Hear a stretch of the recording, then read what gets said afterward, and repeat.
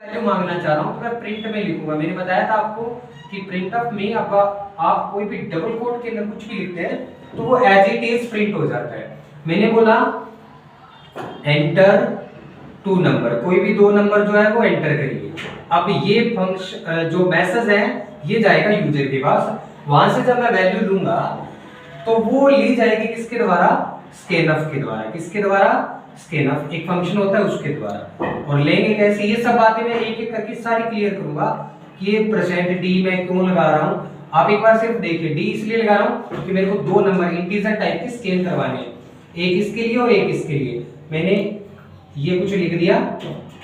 अब इसका मतलब यूजर जो भी वैल्यू डालेगा वो एक तो ए में आ जाएगी और एक बी में आ जाएगी, इसलिए मैंने 2 बार परसेंट डी का यूज किया है। अब हम क्या करेंगे, इनका टोटल करेंगे। टोटल करने के लिए total equal to A plus B, A और बी का टोटल किया और मैंने टोटल में डाल दिया। अब ये जो वैल्यू है ये टोटल में आ गई। अब मैं इस टोटल को प्रिंट करवा देता हूं, जैसे printf परसेंट डी और टोटल। उसके बाद मैं यहाँ पे गेट सी एच लगाता हूं प्रोग्राम रोकने के लिए, और यहाँ पे मैंने ब्रैकेट ऑफ कर दिया।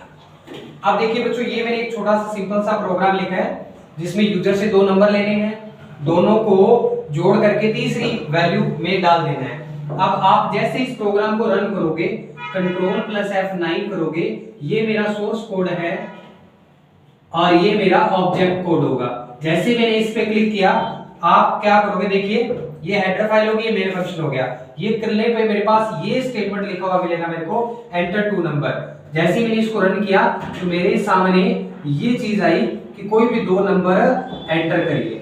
अब मैंने क्या किया, ए के लिए जैसे एंटर कर दिया मैंने 20, यानी ए की वैल्यू 20 डाल दी, और फिर दूसरी वैल्यू मैंने 30 जो भी है ये मैंने इनपुट कर दिया।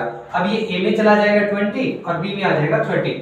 अब आगे की एक्सप्रेशन क्या कह रही है, total equal to A plus B.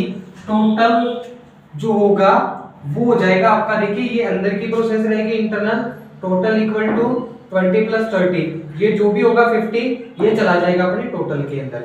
अब टोटल की वैल्यू 50 है तो मैं प्रिंट करवा रहा हूं टोटल को, तो मेरे पास आंसर आ जाएगा इसका टोटल 50। ये सारा काम जो होता है ये हम किसी भी मतलब प्रोग्राम बनाने पर सोर्स कोड को ऑब्जेक्ट कोड में बदलने के लिए करते हैं। अब आप शायद इसको अच्छे से समझ पाए होंगे। अब मैं थोड़ी सी बातें और कर लेता हूं यहाँ।